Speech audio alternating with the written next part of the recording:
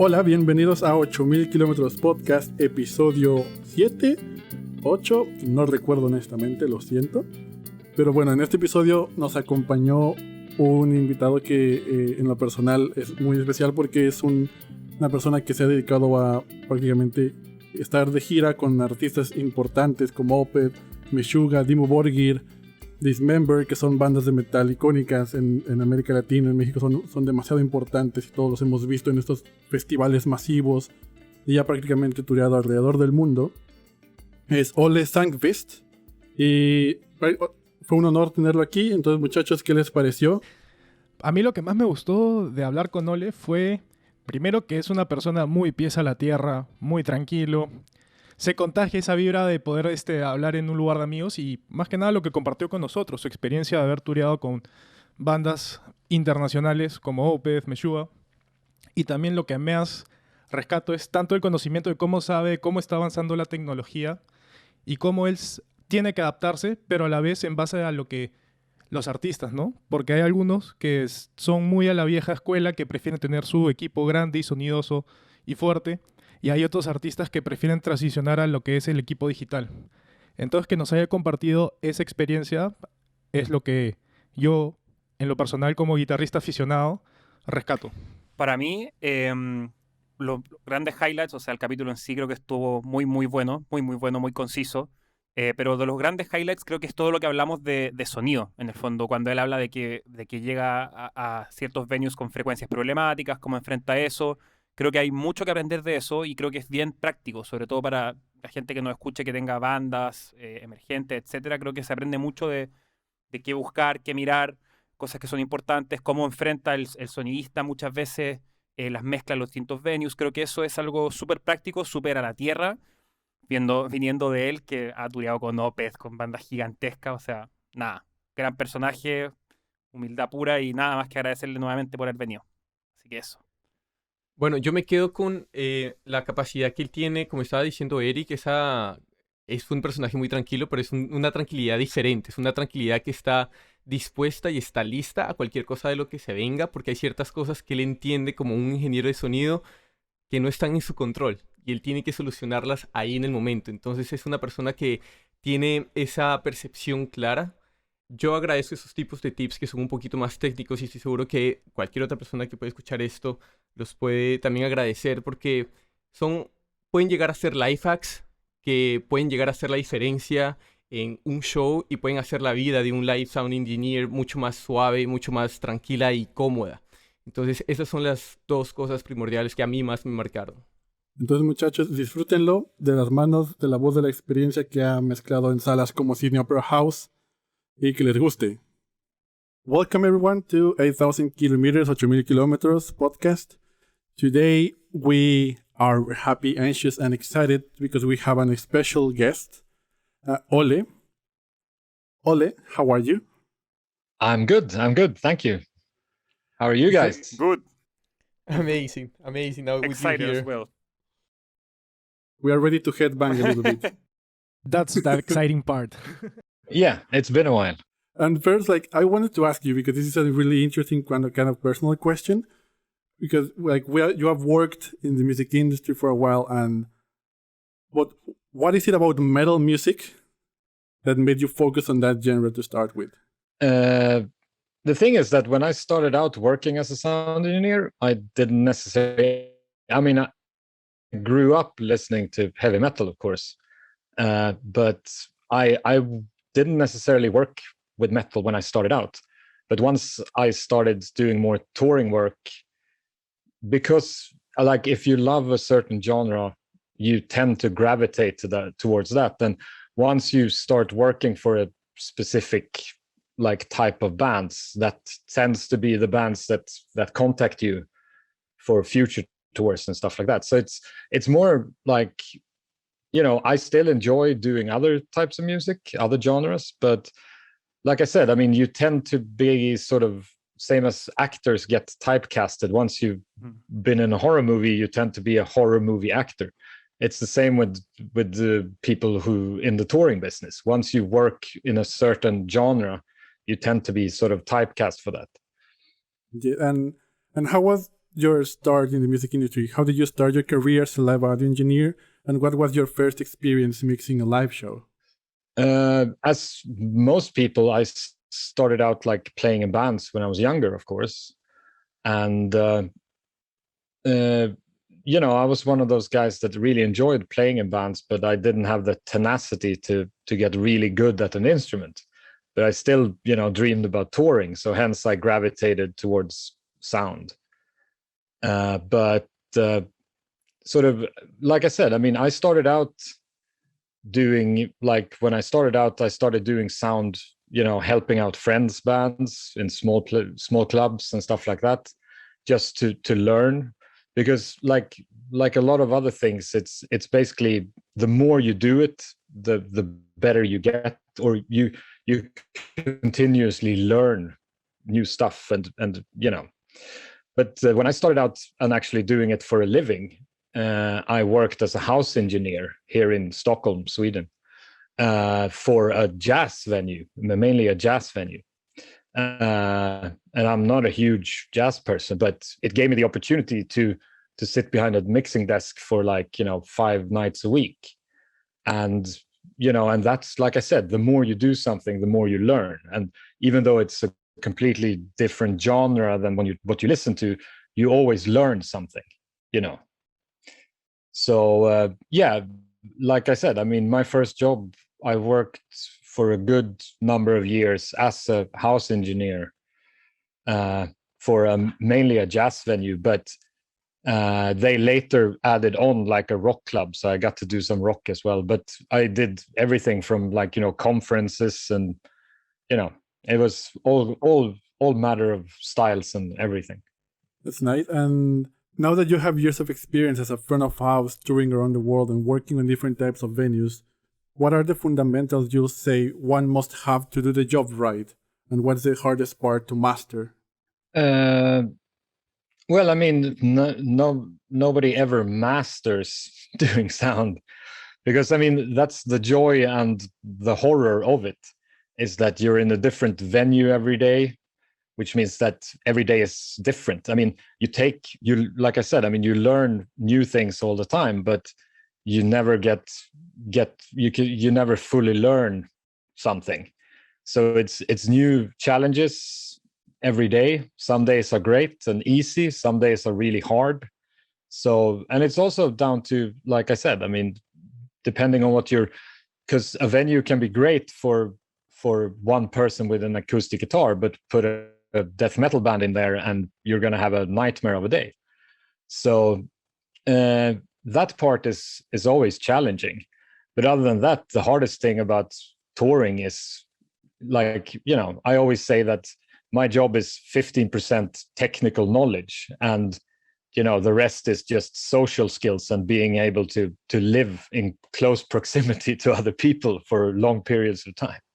Yeah, and actually that you talk about this, like personality and social skills. In your opinion, what are the personality trait that someone should have to actually pursue a career in live audio engineering? Well, you have to have patience, first of all. And other than that, it's just general, sort of social skills, to be able to give space and be able to, it's kind of hard to explain, but it's sort of like, imagine going on a caravan trip with your girlfriend's family, and you don't really like them, but you still have to live in a caravan together for 2 weeks. So it's about finding that. Now, I'm not saying, most of the bands I tour with and have toured with, I really love the guys, and we're great friends outside of the business as well. But just to give you a general idea so it's about finding common ground, things that you have in common, instead of concentrating on what you don't have in common. It's kind of, I guess. Yeah, that's actually really true, I think. And for what reasons does someone have to consider when pursuing a career in live sound engineering, when choosing between becoming like a tour guide that will actually be on tour with the band and being a house audio engineer? Well, there's as with most things, there's pros and cons with everything. The nice thing about being a house guy is that you get to go home to your own bed every night, and which makes a lot of difference. Like, for instance, I don't like have a family in the sense that I have any children or anything like that. Whereas if you have children at home, I mean, that always, like, family plays a big part in that kind of thing. So, and obviously, I mean, we were talking earlier, like on tour, you face a different venue every day, a different PA system, depending on the size of the tour you're on and such. So that also plays a big difference. But on the other hand, like when you're touring, you get to be in a different city every day. You get to see the world in a different way. So yeah, it's I mean, there's pros and cons. I mean, there's some really nice things and about both, you know. So yeah, I mean, they're both fun, but as I said, I started out as a house engineer, but after a couple of years, you sort of get that itch and you want to tour. But when you've been touring a lot, especially like if you've done a lot of touring back to back, you sort of dream about having a nice job, you know, as a house engineer back home and go home every day. So it's like, yeah, there's good things about both. Now, you just mentioned having those social skills that are very important. And as we all know, the music industry is a business about context. So what politics or strategies would you suggest to up-and-coming live sound engineer to develop their network? Well, the thing is that it's same as in general life. It's be a nice person. I mean, it sounds simple, but it's like, and like, take an interest in other people, because that's like, yeah, generally be interested in other people, because that's where as I said, that's where you find the common ground, and that's where you actually get to know people. So it's sort of that fine line. I'm not saying like don't have strong opinions. I'm just saying that you don't always have to, like, you know, have your own opinions in the forefront, if you know what I mean. Like I said, find common ground. If you know that you disagree with someone about something, then just let's not talk about that. Let's talk about sports or something that we have in common, you know, to avoid friction, you know, because you're never going to be best friends with everybody in the whole world, but you can still find common ground so that you can still you can still enjoy your time together, so to speak. Yeah, and like when you're working as a house engineer, you actually get to meet a lot of people because you're working there as a basis, and there are many bands that can vary on sound that they are going to perform at the venue. And so how have you managed to pull out the gigs and make them sound as good as you can? For example, because a band can vary, maybe they have a different stage plot, different gear and everything. So how can you actually nail most of the bands to sound or have an amazing audio quality? Well, it's hard, of course. And a lot of time, like if it's bigger bands, then you can always find it like on YouTube and have a listen to what the band sounds like. But other than that, I mean, it's down to you have to talk to the people in the band, and they can usually give you like a rough reference about where they're, like, what kind of sound or what they're trying to achieve, so to speak. So, but it's still, I mean, when you're talking about like smaller bands coming into a smaller venue, it's very much, of course, they put their lives, so to speak, in the hands of the house sound engineer, because it's still, I mean, because the thing about sound is that there is no objective truth. I mean, this should sound this way. at the end of the day, it's very much subjective, and hopefully the house guy that you get gets what you want to sound like. But I mean, there's never any guarantees. That's why bands tour with their own sound guys, because they know that this guy makes a sound this way. I mean, otherwise there would be no touring sound guys. Everybody would just use whoever's in-house, I wanted to add a question, because you said, I love the phrase that you said, that they put their lives on the sound engineer, because like I couldn't agree more. And I wanted to ask you, like, if you could advise the emerging bands, what should they ask? Or if you had like a small checklist or whatever, like practical advice that they should ask the sound engineer in order to like make sure that at least the basics are covered, that that they're gonna be like more calm, that they're gonna sound probably good. Well, that's hard, because it's obviously down to whoever they meet, whoever works at the venue. But overall, it's the general rule, like from my standpoint, is if for instance, if you come to a venue and you set up and blah blah blah, if the sound guy, for instance, tells you to, like, you need to turn that guitar up or you need to turn the bass down, it's not to be mean. It's because he's trying to make you sound as good as possible, if you know what I mean. Of course. So that's obviously the hardest thing. But other than that, there's a general rule or a saying shit in, shit out. At the end of the day, it's down to, like, make sure that your guitar, like, for instance, if you're a guitarist, sounds good. If you have a shitty distortion pedal, it's still going to sound shitty coming out of the PA, if you know what I mean. Perfect. So and a lot of times when it comes to like effects and stuff like that on bass and guitars, a lot of times less is more, I know it may feel cool, but a lot of times, like, that flanger pedal is probably doing you more harm than good.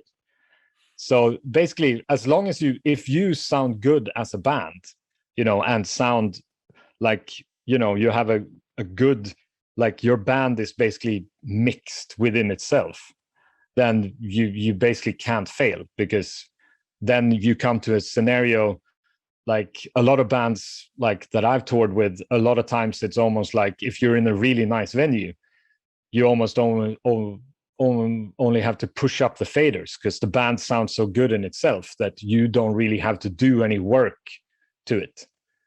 So at the end of the day, I mean, that's the most important thing, is to make sure that you're as good as you can be as a band.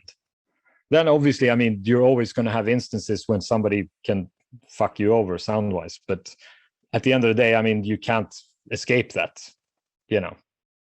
That's just the way it is.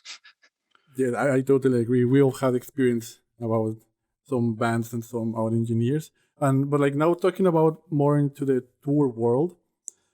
Before, like, you have worked with some big bands, some of the best bands in the metal world, like Opeth, Meshuggah, Dimmu Borgir, and those bands are like have done massive tours, worldwide tours, basically. And in order to do and nail one tour, you need to have certain kind of preparation, certain kind of planning before going actually on the road. And so we would like for you to tell us a little bit about how much is actually planned and how much is according to the feel of the moment when it comes to doing your job. Well, the thing is that before a tour starts, there's obviously months and months of preparation. Because you always, like, for instance, with bigger tours, both with Opeth and with Dimmu Borgir, I've worked, it's a Norwegian light designer called Magnus. And he's also he's the production designer. So he's basically designs the stage. So all of that is done like in 3D modeling, way long before, months and months before the tour. Like you basically plan out where everything is going on stage, and as far as risers and lights and amps and everything like that is very much planned out beforehand. And also you go through, like, so that everybody, you have like what needs to be rented, what are we carrying, what are we using, like in-house, so to speak. Like if you are we carrying our own PA? Are we carrying our own mixing consoles? All of that is done long before the actual tour starts. So it depends on the size of the tour and where you're touring, because obviously, like if you're touring in Europe, it's a lot easier to carry a lot more of your own infrastructure, for instance, or in the US for that matter, because you live on a bus, but you have a truck carrying all your gear that's driving with you.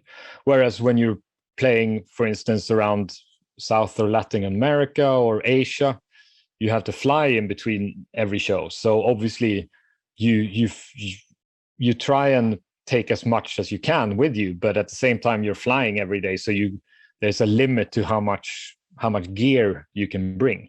So then you're relying a lot more on what you can rent in, where you're going and such. So it's like I said, I mean, depending on where you're playing, it's different, but basically you usually, like for instance, an album cycle usually starts out with the European and the US tour, and then we try generally to carry as much as possible with us, just because it's easier the more you carry with you, the easier your day gets, so to speak. Yes, and now that you talk, like the more you carry, the easier it gets. When touring, there are many like unexpected events that can happen, Therefore, I would guess that you are prepared for the what if moments. So what's in your backpack so you can deal with these moments? There are uncertainty, or like that you need to basically turn down fires. And is there any particular piece of gear or equipment that you're always carrying through all the shows, no matter which band or venue you are mixing? Well, I mean, every tech, regardless if you're a guitar tech or a drum tech or a lighting engineer, everybody carries a flashlight and a Leatherman, and you can get pretty far on those two, let me tell you. Other than that, I just carry a wide array of basically converters, like converting XLRs to jacks, RCAs to basically anything to anything. So you can always like, worst case scenario, put two different cables together type thing. But yeah, other than that, and a USB stick, of course. Nowadays, it didn't used to be. It used to be that you always had a roll of tape with you, but nowadays it's a USB stick. So, Ole, when you're in the middle of a tour, there are so many activities that have to be fulfilled and in a specific order. For example, setting up the stage, placing the gear, sound check if there's enough time. So, what does your daily routine look like when you're on tour? And what are the most important activities that have to be taken care of immediately? Well, basically, like every day when you wake up, like apart from like every now and then, like you'll have a day that differs because maybe the venue, you can't get into the venue until like a certain hour or something like that. But generally, every day looks about the same, Let's say, like, for instance, load in, like, you crack the truck, so to speak. So you have the local loaders there at 9. And then it's basically the stage manager, because the pack of the truck is always the same. So it basically the truck is packed so that what goes in first is at the back of the truck. So basically you can unpack the truck in the right order every day. So it's always like risers and stuff like that, and whatever lights go in first. So usually, like, for instance, audio, I mean, if they start setting up the stage they crack the truck at 9, we usually load in audio at 11 or 12. So, I mean, we basically can't do anything until they're done with the basics on the stage. So but it's generally somewhat of the same. See if I can find an old schedule here. It's an old Opeth tour book Nice. from Could you I'll search show it? you. Yeah, I'll just show you. This is basically like from Radio City Music Hall. So you see there's a whoop. Yes, I think we can share it so that people that are listening to the podcast can see it on our social media. Yeah, but it's basically, get in at 8, load in lights, video at 8, load in backline at 9, support load in at 9, and then you have a lighting focus between 12 and 1.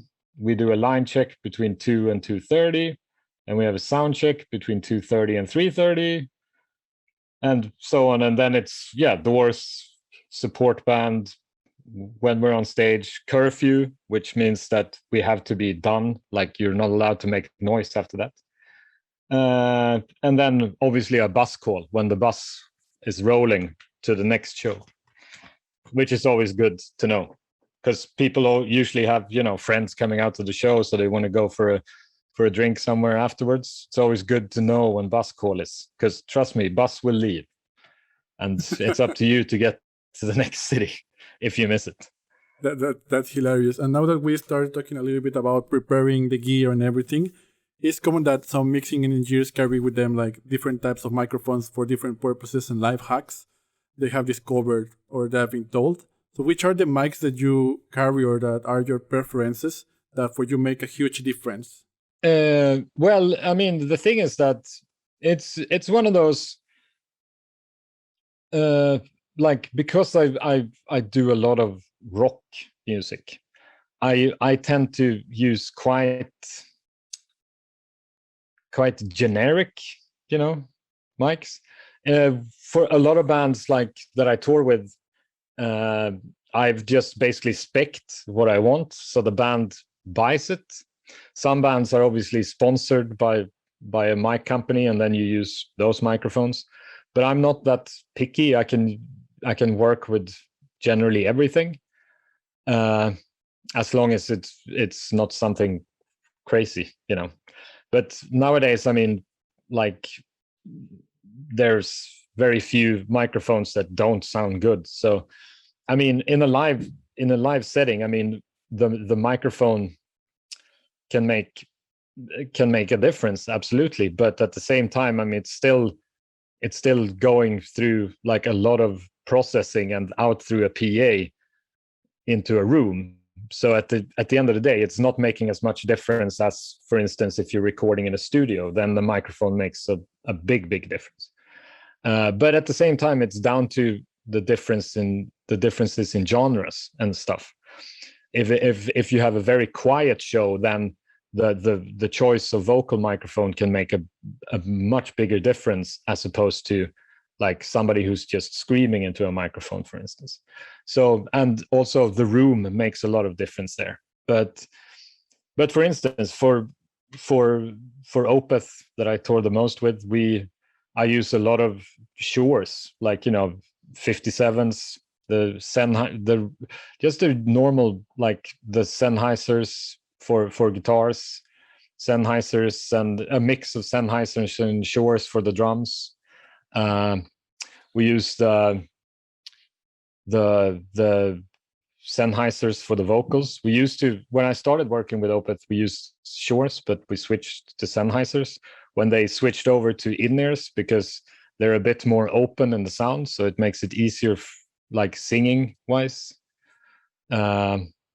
When you, like I said, when you use in-ear monitors, because it tends to be like you're singing in your own head. So yeah, I mean, it's generally like a mix, but it's the same thing. Like if, for instance, when we're playing around Asia or in Latin America or anywhere where we're flying, I only carry vocal microphones and a few like basic microphones just in case.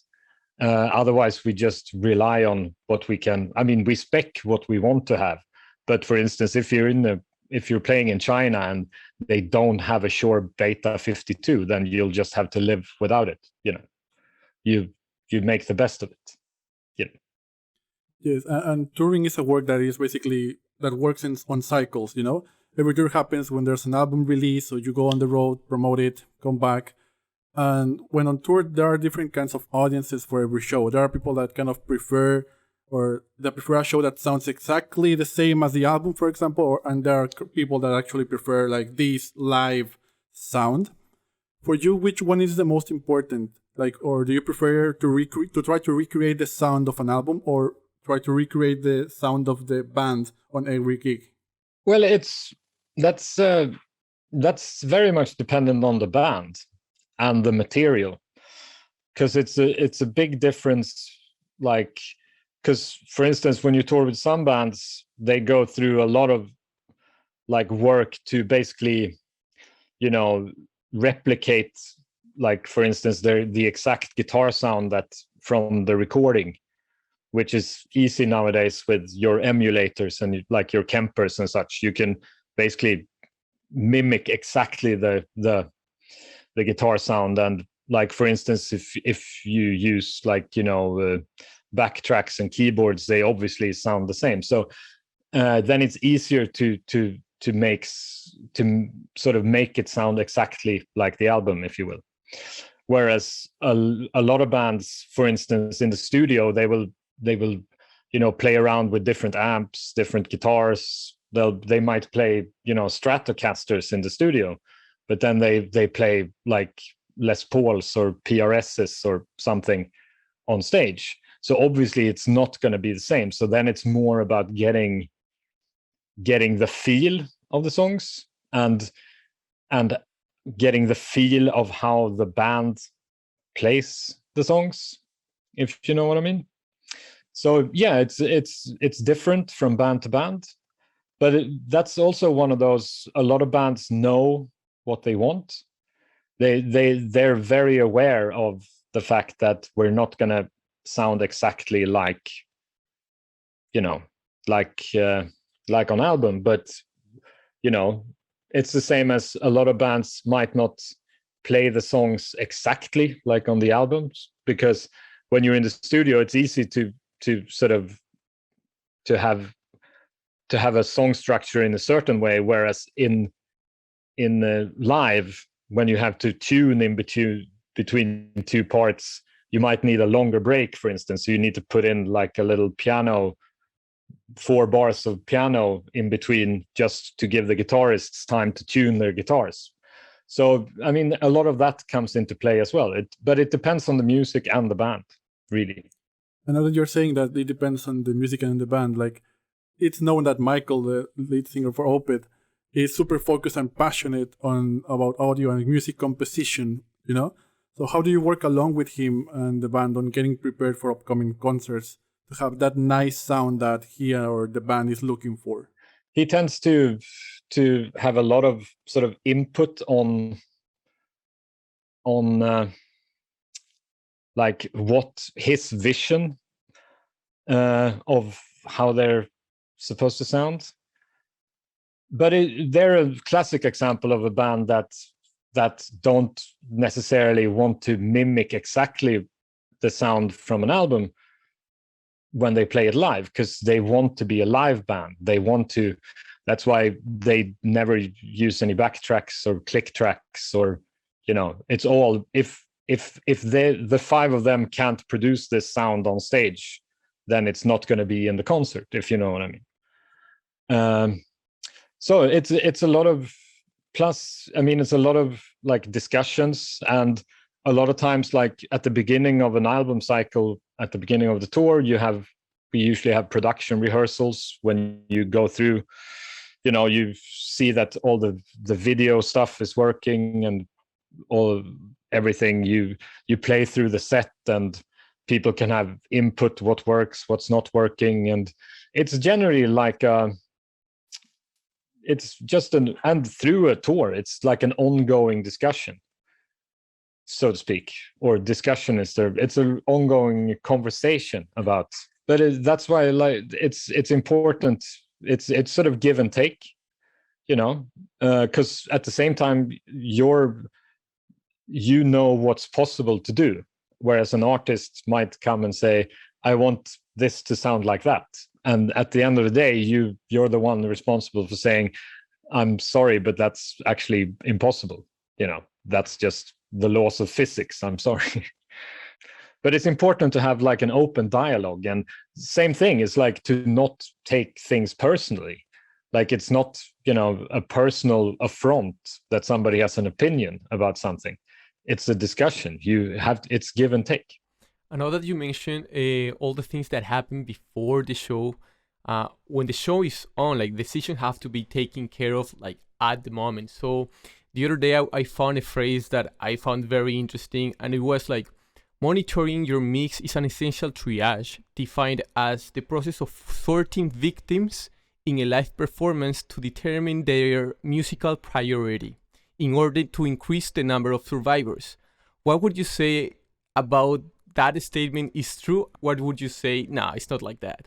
Well, it is like that, obviously. I mean, it's at the end of the day, like I said earlier, it's because when you're in a different venue every day, every venue sounds differently. And depending on the venue, PA, and everything like that. And lately, like the last couple of years with like decibel restrictions in a lot of countries, you sort of have to, as you say, you have to pick what you sacrifice, so to speak. For instance, like you might have to sacrifice some bottom end in the mix because otherwise there will be no one's going to hear what the guitars are playing, for instance. Or, sometimes you have to sacrifice like some clarity in the guitars because otherwise the vocals are not going to come through. It's all down to like how a specific venue sounds. I mean, that's the thing. I mean, every day is different. You have to mix it differently. I mean, you basically, even if you travel, you tour with your own sound desk, you start from scratch more or less every day because every venue sounds differently. So it's definitely, as you say, it's figuring it out every day, like what has to leave way for what, so to speak. Yeah, especially when on tour, as you're visiting, as you said, as we're visiting a lot of venues when on tour, it's sometimes challenging, or there are some certain challenges that you need to actually narrow down and work them to deliver a nice quality show. And what's your team's way of dealing with places, for example, that have no friendly acoustic, let's say? Do you have any special rituals before the show to get to know the venue or something? Well, the thing is that a lot of times, like as soon as we like have loaded in our audio desks and stuff like that, we tend to use what's called virtual soundcheck. We basically record every show, and then we can play it back multi-track. So basically you can you can play back yesterday's show, and if I pull up the kick drum, it's just the kick drum. I mean, it's not going to be, you're missing the stage noise, but you can start getting like a feel for the room. Other than that, the important thing there, because like some people, just because they like, they like to think that they know everything. The one thing I can give as advice is talk to whoever's like the local guy, because he's probably done 300 shows in that venue, whereas you're here for the first or second time. Trust me, if there's problematic frequencies in the room, he'll know about them, if you know what I mean.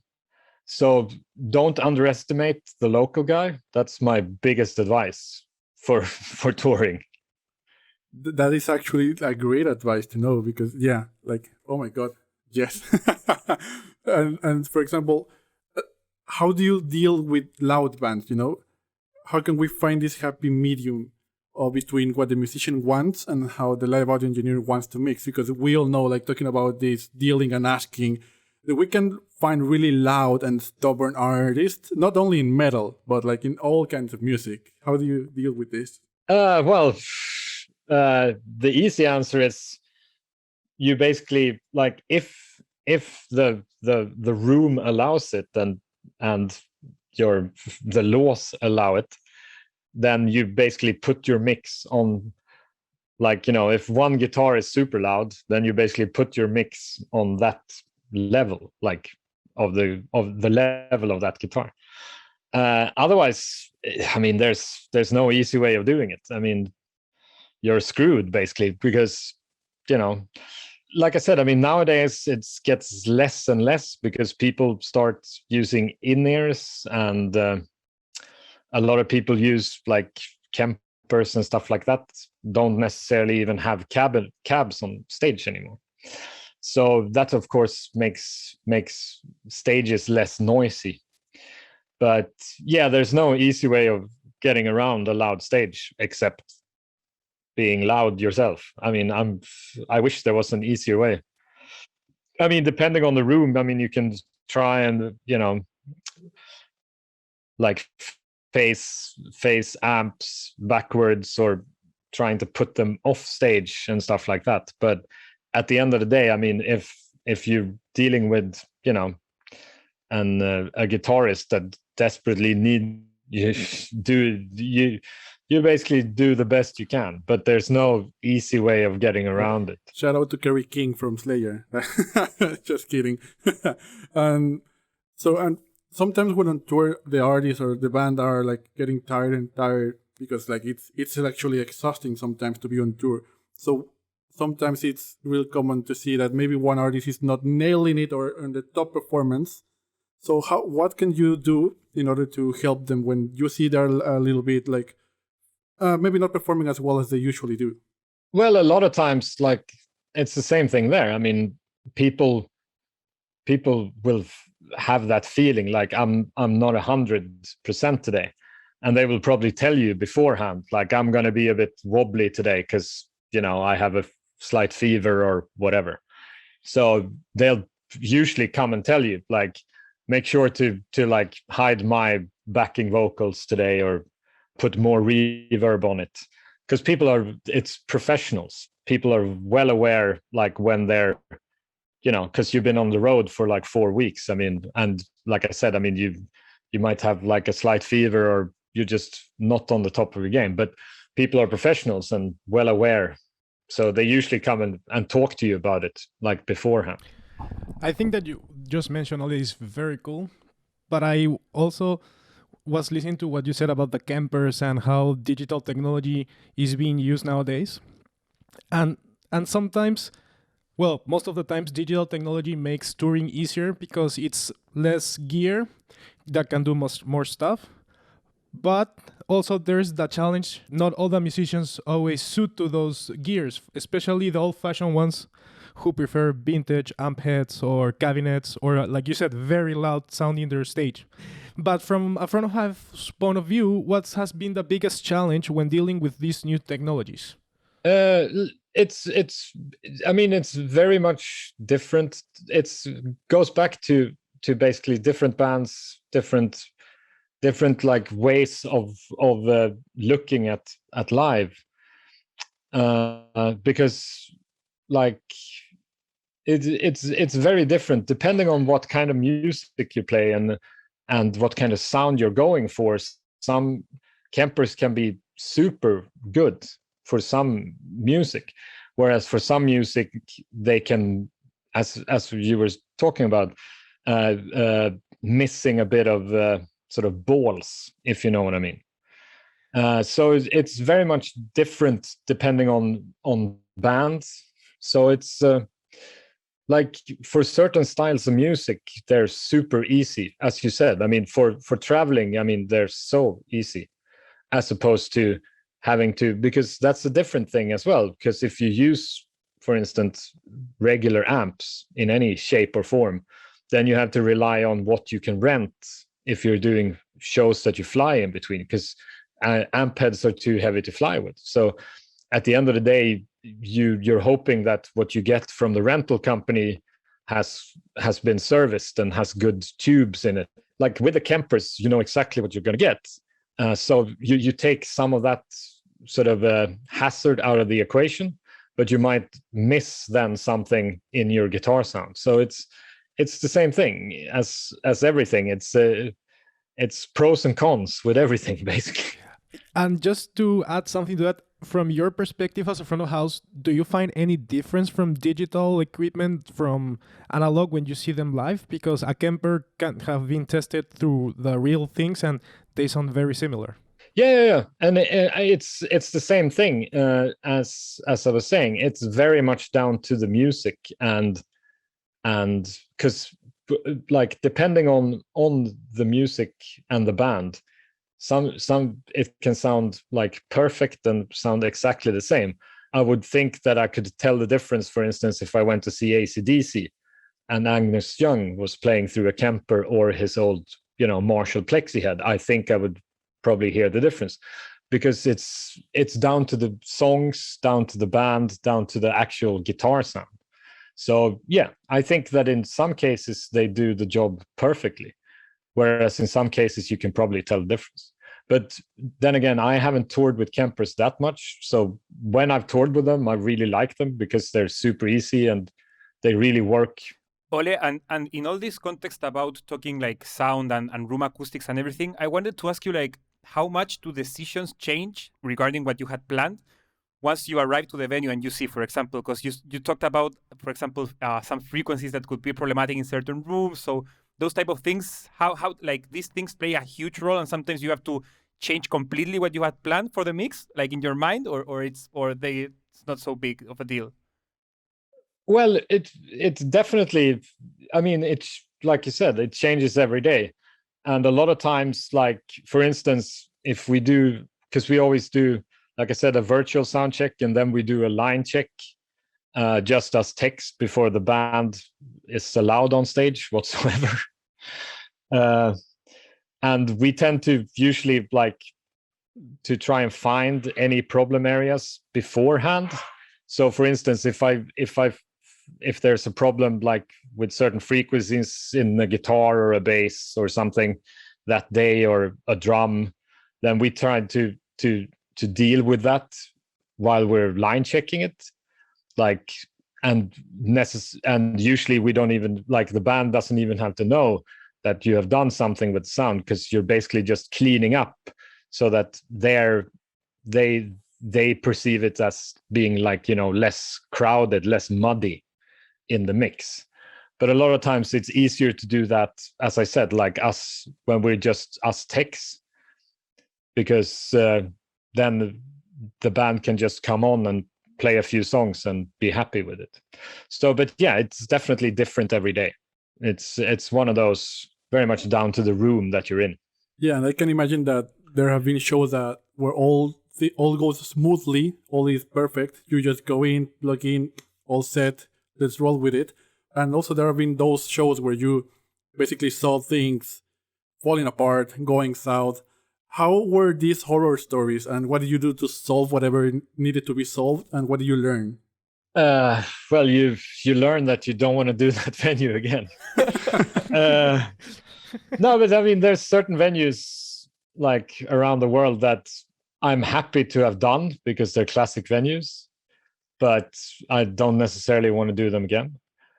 But I mean, this is another thing that's made easier nowadays when you work digitally, because a lot of times, like if it's a very troublesome room, like for instance, like you're playing like a concert hall that's made for like unprocessed strings, so it's not really meant for playing rock music in.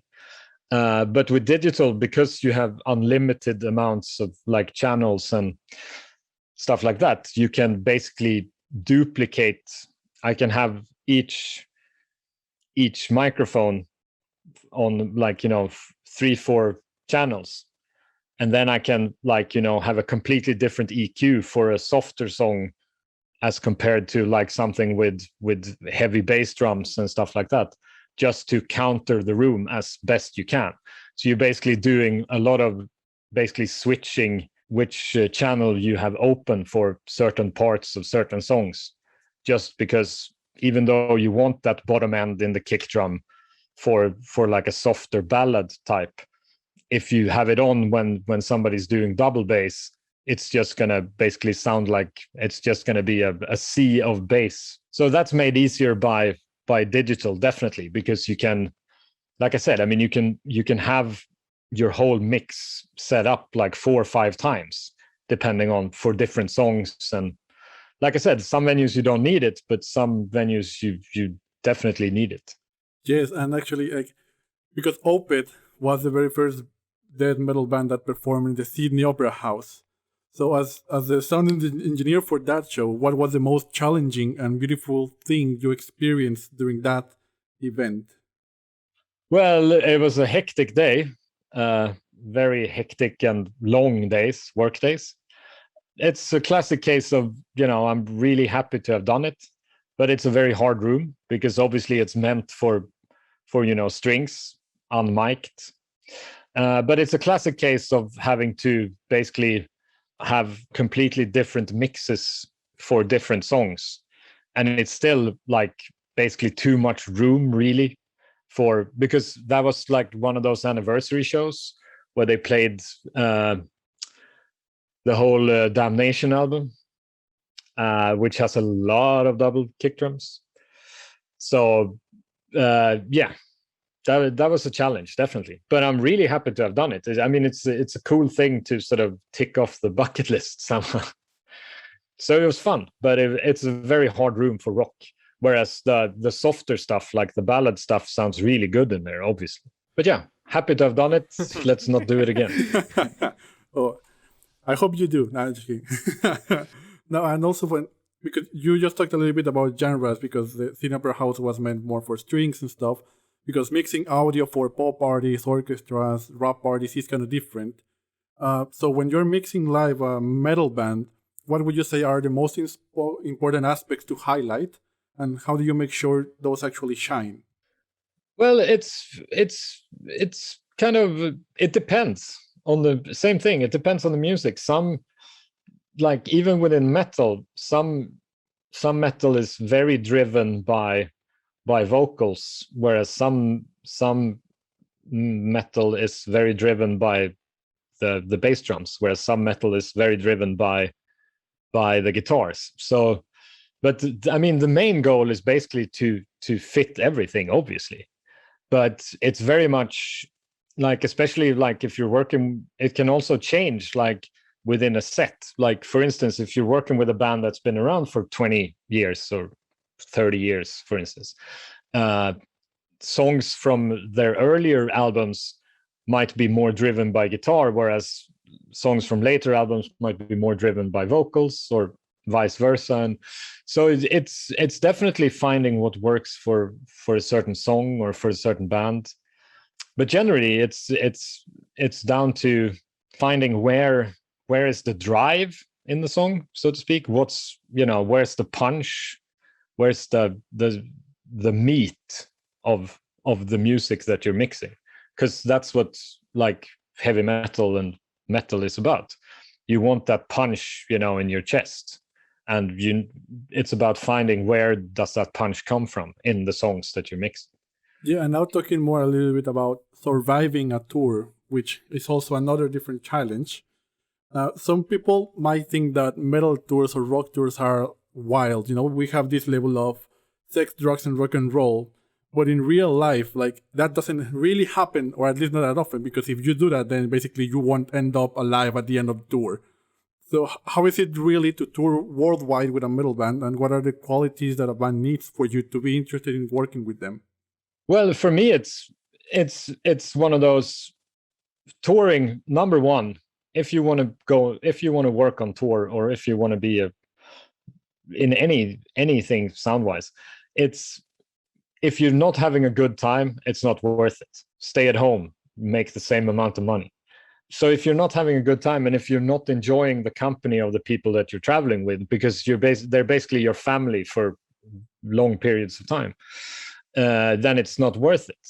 But other than that, it's just taking time every day to because it's easy to just get stuck sitting in a venue or on the bus on your phone, looking at what people are doing at home, for instance, or whatever.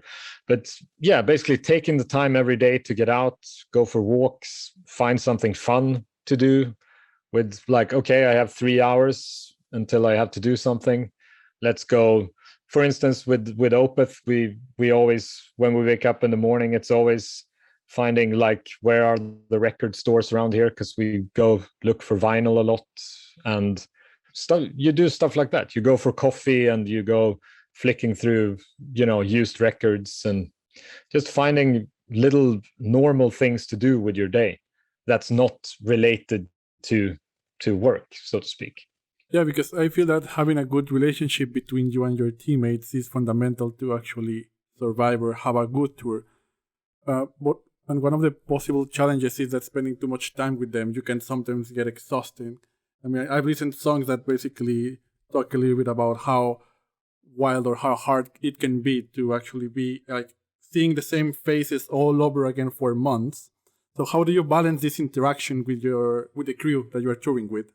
Well, I mean, that's the thing. I mean, it's people, everybody has, happy days and less happy days, but you tend to sort of feel it when you meet somebody in the morning, like when you get up, you sort of have, and you can tell, like, some days someone might be super social, and then the next day you can tell sort of that they're having like maybe a down day. They might be missing their family at home or whatever, and it's just about giving space. Of course, I mean, it's hard when you're living together on a tour bus to give space, but you try to do it as best you can, and you try to like cheer people up, come up with fun things to do, to get people's minds off it. But nobody is happy all the time. We all have down days, and that's the thing. I mean, these people that you tour with, you get to know each other very, very well over time. So you definitely feel like, when you need to give somebody wants space, somebody. So it's more just about being sensitive to people. That's how you survive. Then there's always those people that are always happy. I mean, there are those people as well, but not everybody is that. Do you have any specific trick that you would recommend to do when you're like, okay, I'm done. I need me time? Well, I mean, nowadays it's so easy with you just put on your headphones and you see people walking that way somewhere, you just walk the other way with your headphones on. You find a cafe, you have a book or something with you, and you just take like an hour or two completely alone. It usually helps a lot. But yeah, it's not often, but sometimes you just need that sort of, you just need to not be social for a little bit of time. Nice. And from all the trips that you have done, what's your favorite bus memory? My favorite bus memory, Jesus. Well, I mean, I think this is the hardest question we have asked so far. Yeah. I'm trying to think. I've been on quite a few buses. I think probably one of my absolute favorites bus memories is the first time I ever toured in the US. This was many, many years ago. It was with the Swedish band Entombed, and we were parked outside LA like in the morning. So everybody basically got off the bus and took taxis in to hang out with friends and stuff in LA. So the only people left on the bus was me and LG Petrov. We were still on the bus because we didn't have any friends in LA to hang out with. But then, as in time for then load-in, because we played a venue, it's not around anymore, the House of Blues. It was like on Sunset Strip. So we were on the bus, having a beer, and the bus was rolling up Sunset Strip, and LG ran to his bed, found this old scratched up Rat CD that he had with him for some reason. And he put it in the stereo, and we were blasting Out of the Cellar with Rat, rolling down the Sunset Strip with a beer in our hand to the venue. That was fun. And it was just him and me on the bus. Amazing. Yeah, being on tour is one of a life experience, and I always say that people that work in the music industry at least need to experience one small tour to actually have these like memories. And for like to start closing the interview, guys, do you have any other questions? I would like to ask one. I would like to ask you, Ole, if you have any favorite, whatever, EQ, compressor, any plugin or analog gear or plugin, yeah, that you have like your favorite or go-to. Yeah, I mean, as far as that goes, I mean, nowadays when we, for instance, with Opeth, we tour with Midas desks, the Pro 2s on front of house and on monitors, which have really good, like, gates and compressors in it. But on top of that, I usually, like, as far as outboard go, I usually have a couple of DBX 160s, the compressor, for vocals and for drums, like kick and snare. And I usually have like one separate reverb unit, whatever's like, I don't really have a favorite there. I usually go with our monitor guy. He usually has like, there's this new reverb. It's really, really good. And I'm like, yeah, I'll have that then. I would be fine to have the same one every time. But he's always like, oh, you have to try this one. Okay. So basically, I would say that my go-to thing that I always have is the 160s for, like I said, for vocals and kick and snare, because they've been around for 30, 40 years and there's a reason for it. They're really good. Perfect. I know that you've been working as a front of house for many years, but do you still enjoy shows? Do you go, like, if you don't have to work, or has that point of view has changed over time? Well, it's definitely has changed. I definitely go to less shows. I mean, I still go to shows, definitely. I mean, I still enjoy music very much. Whereas when I was younger, I would go to, even if I wasn't like super into the band, my friends were going, I would go to the show. Whereas now I'll go to the show if I really want to see the band. I don't really go to shows just to hang out. I tend to go like a lot. Obviously, I mean, over time you get to know a lot of people that's also touring.